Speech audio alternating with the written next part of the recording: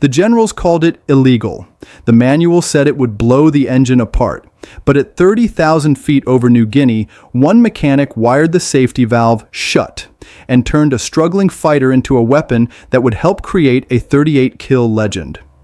At 10:15 in the morning on August 4, 1943, Captain Thomas McGuire sat in the cockpit of his Lockheed P-38 Lightning, staring at a silver speck high above the jungles of New Guinea. He hated that speck more than the malaria, more than the humidity, more than the endless mud. It was a Mitsubishi Ki-46, known to the Allies as Dinah, sleek, fast, built to live at 35,000 feet where American fighters choked on thin air. Above the green, rotting jungles of New Guinea, floating in the thin, freezing air of the stratosphere. His engines were screaming, the needles on his gauges buried in the yellow, and the entire airframe was shaking like a wet dog. But the silver speck was getting smaller. It was drifting away from him, climbing higher, moving with an effortless grace that made McGuire want to punch his instrument panel. The speck was a Mitsubishi Ki-46, known to the Allies as the Dinah. It was the finest reconnaissance aircraft the Japanese Empire ever built. It wasn't designed to fight, it was designed to run. It was sleek, aerodynamic, and fast, built to fly at 35,000 FT, where the air was so thin that most American fighters would stall and fall out of the sky like bricks. For months, the Dinah had been the ghost of the Pacific. It appeared over Allied airfields every morning at exactly the same time, taking photographs, mapping supply lines, and counting bombers. The Japanese pilots knew they were untouchable. They flew in straight, arrogant lines, mocking the Americans who clawed for altitude below them, engines overheating, trying desperately to close the gap before gravity took over. McGuire slammed his throttle forward, pushing the levers past the detent, begging the twin Allison engines for more power. He felt the surge, but then he felt the inevitable shudder. The turbochargers were gasping. The manifold pressure gauge was hovering right at the red line, 44 in of mercury. The manual said that if he pushed it past 44, the cylinder heads would blow off. The manual said the pistons would melt into slag. The manual said the engine would turn into a grenade, so the automatic regulators kicked in, bleeding off the pressure, choking the engine to save it from itself. The P-38 surged, then sagged. The nose dropped. The Dinah flew on, unbothered, disappearing into the white haze of the horizon. McGuire banked his heavy fighter left and began the long, humiliating descent back to the mud of Maryland and Airfield. This wasn't just a failed interception, it was a daily ritual of embarrassment. The American pilots were flying the most advanced fighter plane in the world, a twin-engine monster with 4 50 caliber machine guns and a 20mm cannon in the nose. It was supposed to be the king of the sky, but against the high-altitude Dinah, it was a muscle car trying to catch a spaceship. The Japanese knew it, the Americans knew it, and the mechanics on the ground who spent their nights patching bullet holes in planes that were too slow to get out of the way knew it best of all. When McGuire taxied into his revetment, the heat of the jungle hit him like a physical blow. New Guinea wasn't just hot, it was a steam bath.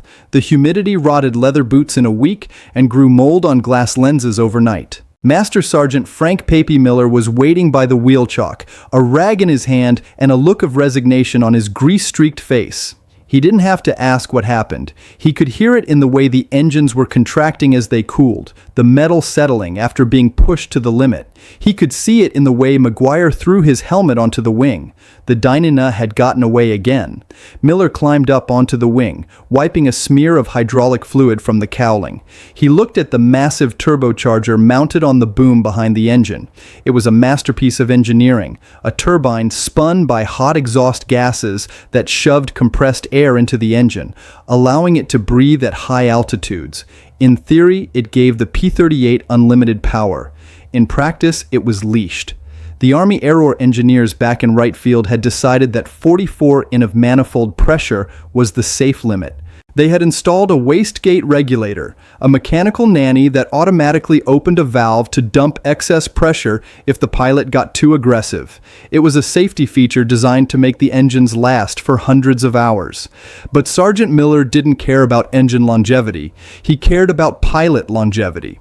He had been watching good men take off and come back frustrated, or worse, not come back at all because they couldn't climb fast enough to escape a trap. He knew that the 44-in limit was a peacetime number. It was a number calculated by men in white lab coats who sat in air-conditioned offices in Ohio. It wasn't calculated for a dogfight at 30,000 FT over a jungle where the enemy held all the high cards. Miller patted the hot aluminum skin of the NL. He looked at the regulator valve. It was just a spring and a lever. It was a simple mechanical device that was standing between his pilot and victory. That night, the jungle came alive with the sound of insects and the distant rumble of thunder. The officers were in their tents writing reports and drinking warm beer, complaining about the Dinah. But down on the flight line, the lights were still on. Sergeant Miller and a small group of crew chiefs were gathered around the left engine of McGuire's Lightning. They weren't performing standard maintenance. They were committing sabotage. At least that's what the technical manual would have called it. They had the cowling panels off, exposing the complex plumbing of the turbocharger system. Miller held a wrench in one hand and a piece of heavy-gauge safety wire in the other. He wasn't looking at the manual. He had thrown the manual in the trash 3 weeks ago. He was looking at the wastegate linkage. The regulator worked by sensing the pressure and opening the gate to bleed off power when it got too high. Miller's plan was simple and terrifying. He was going to mechanically lock the gate. He was going to bypass the regulator entirely. He explained the physics to the other mechanics in a low, growly voice. If they tightened the spring and wired the gate shut, the pilot would have manual control over the pressure. There would be no safety net. There would be no automatic bleed-off. If Maggie pushed the throttle forward, the turbo would just keep spinning faster and faster. The pressure wouldn't stop at 44 in. It would go to 50, 60, maybe 70. It would force so much air and fuel into the cylinders that the engine would produce nearly double its rated horsepower. It would turn the P-38 into a rocket. But there was a catch, a big one. If the pilot held that power for more than a few minutes, or if he didn't watch his temperature gauges like a hawk, the engine wouldn't just overheat, it would detonate. The cylinder heads would separate from the block and shoot through the engine cover like cannonballs. The younger mechanics looked nervous. They were trained to follow orders. They were trained that the red line on the gauge was the word of God. Crossing it meant a court-martial. Miller looked at them, his knuckles white as he gripped the wrench. He told them that the dyno was going to be back tomorrow at 10. He told them that the zeros were waiting in the sun. He told them that an engine can be replaced, but a pilot cannot. He asked them if they wanted to write another letter to a mother in Ohio explaining why her son didn't come home. The men stopped fidgeting. They picked up their tools. They went to work. They adjusted the tension springs on the wastegates, tightening them until the metal groaned. They used pliers to twist the safety wire, locking the regulators in the closed position. They rerouted the control cables, bypassing the automatic limiters. It was crude work. It was hot rodding in its purest form. The kind of modification a teenager does to a jalopy to win a drag race, applied to a multi-million-dollar warplane. When they were finished, the engines looked the same from the outside, but inside they were ticking time bombs of potential energy. They sealed the cowlings back up, wiped the grease off the rivets, and stepped back. The sun rose on August 5th, bringing the same suffocating heat and the same blinding glare. Captain Maggie walked out to his plane, dragging his parachute. He looked tired. He expected another day of chasing ghosts. Sergeant Miller met him at the ladder. He didn't salute. He just leaned in close, his voice a conspiratorial whisper. He told the captain that the plane was different today. He told him that the red line on the manifold pressure gauge was now just a suggestion. He explained that the wastegates were wired shut. He warned him that he had about 5 minutes of emergency power before the engines melted into liquid aluminum. But for those 5 minutes, he would have enough power to climb straight up a vertical wall. Maggie looked at the mechanic. He looked at the grease under Miller's fingernails. He realized what the man had done. He had risked his career and likely a prison sentence to give Maggie a fighting chance. McGuire didn't say anything. He just nodded, a slow, grim smile spreading across his face. He climbed into the cockpit and strapped in. He fired up the engines. They caught with a roar that sounded deeper, throatier than before. The idle was rough. The needles on the gauges danced nervously. The beast was off the leash. McGuire taxied to the runway. He pushed the throttles forward for takeoff. Usually the P-38 gathered speed gracefully. Today, it leaped. The acceleration pinned him back in his seat. The manifold pressure needle swept past 40, past 44, and kept climbing. The ground fell away instantly. He was airborne in half the usual distance. He pulled the gear up and pointed the nose at the sky. He climbed to 20,000 FT in record time, the engines howling a new terrifying note. He leveled off and waited. He checked his watch. It was 9:55. The diner was late, but something else was coming. High above him, hiding in the glare of the sun, the trap was set. The Japanese commander had seen the lone P-38 patrolling below. He signaled his flight. 5 Mitsubishi A6M0s tipped their wings and began their dive. They were the wolves, and the heavy American fighter was the sheep. They expected the American to try to turn to bleed off his energy to become a slow, heavy target. They didn't know that the sheep had just grown fangs. They didn't know that the mechanic down on the ground had just turned the laws of physics off. McGuire saw the flash of sun on a canopy above him. He didn't dive. He didn't run. He slammed the throttles to the firewall and pulled the stick back into his gut. The test had begun. The physics of a turbocharged aircraft engine are brutal but simple. As an airplane climbs, the air gets thinner. There is less oxygen to burn, so the engine loses power. It starts to suffocate. To fix this, engineers bolted a massive turbine onto the back of the Allison engine. This turbocharger spins at 20,000 revolutions per minute, sucking in the thin air, compressing it until it is thick and heavy, and then shoving it down the engine's throat. It is an artificial lung that allows the plane to breathe at high altitude. But there is a danger. If you shove too much air into the cylinders, the pressure becomes so great that it will literally blow the cylinder heads off the engine block. It is like trying to inflate a balloon with a fire hose. To prevent this catastrophe, the engineers installed the wastegate. It is a safety valve, a mechanical conscience that senses when the pressure gets too high and dumps the excess air overboard. It keeps the engine safe. It keeps the pilot alive.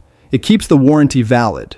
But Master Sergeant Miller had decided that safety was a luxury they could no longer afford. When he wired the wastegates shut, he lobotomized the engine. He removed its ability to say no. Now, as Captain McGuire pushed the throttles forward at 25,000 FT, the turbochargers were spinning wildly out of control, shoving an insane amount of air into the combustion chambers. The manifold pressure gauge, which was supposed to stop at 44 in, swept past 50, then 55, then 60. The diving on the American, but stalling below him. It showed the P-38 rolling over the top and diving back down. It showed the lead zero exploding into confetti. It showed the second zero spinning into the jungle. It showed a display of aerial dominance that shouldn't have been possible. The P-38 on the screen was moving like a rocket. It was climbing like an interceptor and diving like a safe. It was doing things that the manual said would kill the pilot. When the film flapped to the end, the lights came up. The general sat there for a long moment. He looked at the screen. Then he looked at McGuire. He realized that the math had changed. He could order a new engine from the factory in Detroit for $10,000. He could have it shipped to New Guinea in a week, but he couldn't build a pilot like McGuire in a factory. He couldn't buy a victory like that for any amount of money. The destruction of the Dinah meant that the Japanese couldn't map their movements tomorrow. The destruction of the Zeros meant that 5 enemy pilots wouldn't be coming back to kill Americans. The cost of 2 Allison engines was a bargain. The general stood up. He tossed the report recommending a court-martial into the trash can. He told Miller to get 2 fresh engines installed by morning. And then he told McGuire to go get some sleep because he expected him to do it again tomorrow. The hot rod modification didn't stay a secret. The story of the interception spread through the Pacific Theater like wildfire. Every P-38 mechanic from New Guinea to the Philippines started looking at their wastegates with a pair of pliers in their hand. The manual didn't change officially. The Army Air Corps moved too slowly for that, but the unwritten rulebook changed overnight. Pilots learned that the red line wasn't a wall. It was a fence. They learned that in an emergency, they could push the machine past its limits and survive. The Miller mod became a legend in the hangars. It became standard practice for the top aces to tune their engines for maximum violence, knowing that they might burn them out in a week, but they would survive that week. Captain Thomas McGuire went on to become one of the greatest aces in American history. He finished the war with 38 confirmed kills, second only to Richard Bong. He flew the P-38 until the very end. He died in January 1945, not because of an engine failure, but because he stalled his plane at low altitude trying to save a wingman. He died fighting. But his legacy wasn't just the score on the board. His legacy was the attitude. He proved that the machine is only as capable as the will of the man operating it. He showed that rules are written for the average day, not for the desperate day. We tell this story because it reminds us that innovation doesn't always come from a laboratory.